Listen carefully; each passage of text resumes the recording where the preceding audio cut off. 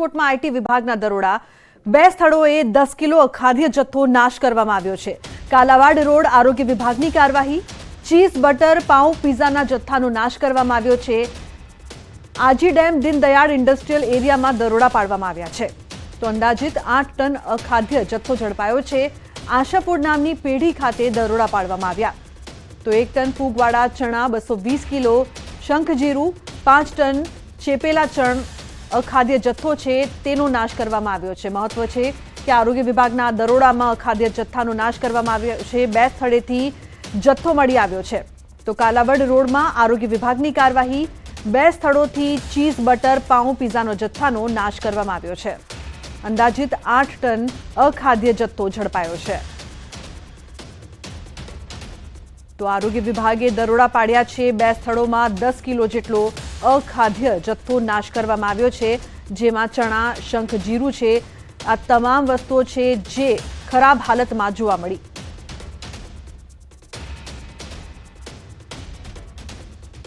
તો મહત્વનું છે કે કાલાવાડ રોડમાં આરોગ્ય વિભાગની કાર્યવાહી સામે આવી છે અને આ કાર્યવાહીમાં જે જથ્થો મળી આવ્યો છે ચીઝનો, બટરનો, પાઉંનો, પીઝાનો, આ તમામ જથ્થાનો નાશ કરવામાં આવ્યો। અંદાજિત 8 ટન જેટલો અખાદ્ય જથ્થો ઝડપાયો છે તો ફૂગવાળા ચણા મળી આવ્યા, શંખજીરું, ચેપેલા ચણા અખાદ્ય મળી આવ્યા છે।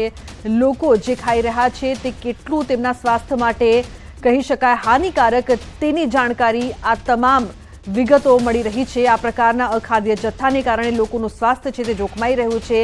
કાલાવાડ રોડમાં આરોગ્ય વિભાગની કાર્યવાહીમાં ચીઝ, બટર, પાઉં અને પીઝાના જથ્થાનો નાશ કરવામાં આવ્યો છે તો દ્રશ્યોમાં જોઈ શકાય છે 8 ટન જેટલા અખાદ્ય જથ્થાનો નાશ કરવામાં આવ્યો છે, જેમાં ફૂગવાળા ચણા પણ મળી આવ્યા છે।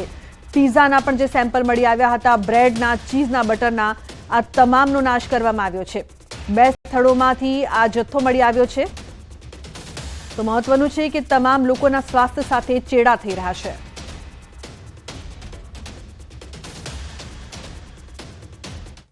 તો વધુ માહિતી આપવા માટે રાજકોટથી અંકિત લાઈવ જોડાયા છે, તેમની પાસેથી વધુ માહિતી લઈએ।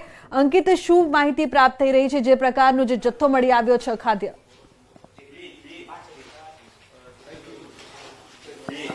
રાજકોટ મહાનગરપાલિકાના ફૂડ વિભાગ દ્વારા વધુ એક વખત જંગી જથ્થો છે તે ઝડપી પાડવામાં આવ્યો છે। હું દ્રશ્યો આપને બતાવવા માંગુ છું। આ દ્રશ્યો છે આજી ડેમ ચોકડી પાસે આવેલા પંડિત દીનદયાળ જે જીઆઈડીસી વિસ્તાર છે ત્યાંના દ્રશ્યો છે, જોઈ શકાય છે। આપ જે દ્રશ્યો જોઈ રહ્યા છો આ છે શંખજીરું। શંખજીરુંનો ઉપયોગ છે તે દાબેલા ચણાના બનાવટની અંદર થતો હતો, ત્યારે આરોગ્ય વિભાગના અધિકારી આપણી સાથે છે, આપણે તેમની સાથે વાત કરીશું। ડોક્ટર જયેશ વાંકાણી આપણી સાથે છે।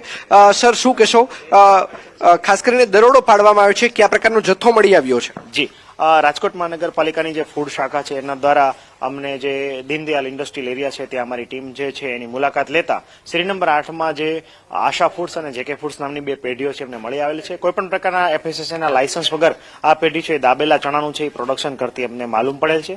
સ્થળ મુલાકાત લેતા અંદાજિત બંને પેઢીનો મળીને કુલ 2000 કિલો જેટલા ફૂગ વળેલા એટલે કે રો મટીરિયલ તરીકે વપરાતા ચણા પણ મળી આવેલા હતા। ફાઇનલ પ્રોડક્ટ્સની વાત કરીએ તો દાબેલા ચણા અને ફ્રાઈમ્સ છે એ ટોટલ મળીને 2500 કિલો જેટલા જથ્થો છે એ અનહાઇજેનિક કન્ડિશનમાં ફ્લોર ઉપર અથવા પ્લાસ્ટિકના થેલામાં કોઈપણ પ્રકારના બ્રાન્ડ નેમ વગર રાખેલો છે એ જથ્થો મળેલા આવે છે।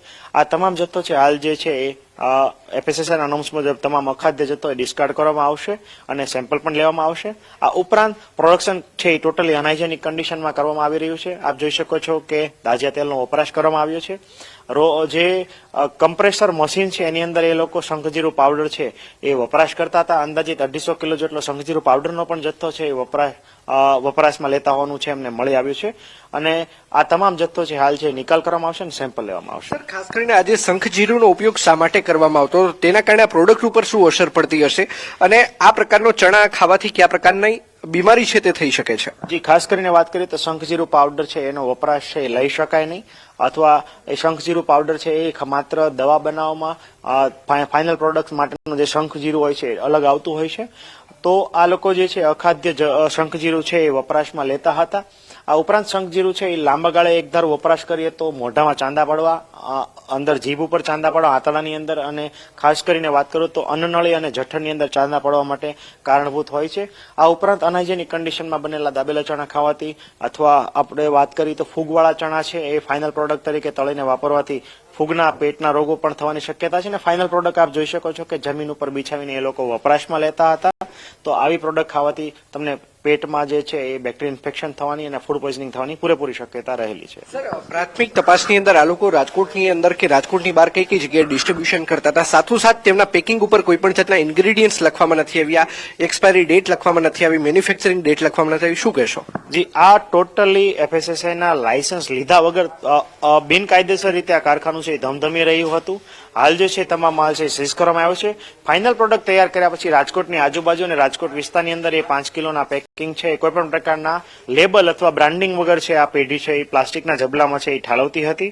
હાલ કોણ એની પાસેથી માલ લેતા હતા એની કોઈ પણ પ્રકારનું લિસ્ટ પણ આ જે પેઢી છે એના માલિકો અથવા જે પરપ્રાંતીય શખ્સો જે મળી આવે છે એ કોઈ પણ પ્રકારના રજીસ્ટર એની પાસે નિભાવેલા મળી આવેલા નથી. કોઈ પણ પ્રકારના રજીસ્ટ્રેશન કે GST રજીસ્ટ્રેશન પણ આ લોકોએ લીધેલા નથી.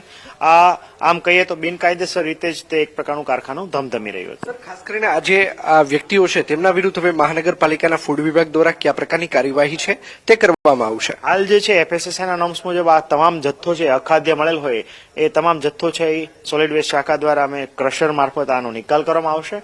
હાલ જે છે એ તમામનું પંચરોજ કામ કરીને તમામ જથ્થો સીઝ લઈએ છીએ અને એમાંથી સેમ્પલ લઈને ફૂડ લેબોરેટરીઝમાં આગળ ઉપર મોકલવામાં આવશે. ચોક્કસ તો મહાનગરપાલિકા દ્વારા તમામ જથ્થો છે તે સીઝ કરવામાં આવ્યો છે ને સીઝ કરેલા જથ્થામાંથી સેમ્પલિંગ પણ લેવામાં આવ્યું છે અને સેમ્પલિંગ લીધા બાદ તેને પરીક્ષણ અર્થે કહી શકાય કે લેબોરેટરીની અંદર મોકલી આપવામાં આવશે. હું કેમેરામેનને પણ વિનંતી કરીશ કે તે આ દ્રશ્યો બતાવવાનો પ્રયત્ન કરે. જોઈ શકાય છે કે કયા પ્રકારનું દાજ્યું તેલ છે તેનો ઉપયોગ કરવામાં આવતો હતો અને આ દાજ્યા તેલના માધ્યમથી કહી શકાય કે આ જે દાબેલા ચણા છે તેનો ઉપયોગ છે તે કરવામાં આવતો હતો, તેની બનાવટ છે તે કરવામાં આવતો હતો. જોઈ શકાય છે કે ખૂબ જ દુર્ગંધયુક્ત આ જે દાજ્યું તેલ છે જેનો ઉપયોગ છે તે અહીંના જે વિક્રેતાઓ છે જે ઉત્પાદનકર્તાઓ છે તેમના દ્વારા કરવામાં આવતો હતો. કોઈ પણ જાતના જે હાઇજેનિક કન્ડિશન જે નીતિ નિયમો છે તેનું કોઈ પણ જાતનું નીતિ નિયમોનું પાલન છે તે અહીંયા કરવામાં નહોતું આવતું ને મહાનગરપાલિકાના ફૂડ વિભાગ દ્વારા અંદાજિત 8.5 ટન જેટલો જે જથ્થો છે તે ઝડપી પાડવામાં આવ્યો છે. જી બિલકુલ અંકિત, આભાર આ સમગ્ર માહિતી બદલ. તો જે પ્રકારથી આ ખાદ્ય જથ્થો છે તેનો નાશ કરવામાં આવ્યો છે, ખૂબ જ નુકસાનકારક આ જથ્થો લોકો આરોગી રહ્યા હતા ત્યારે આરોગ્ય વિભાગે દરોડા પાડ્યા.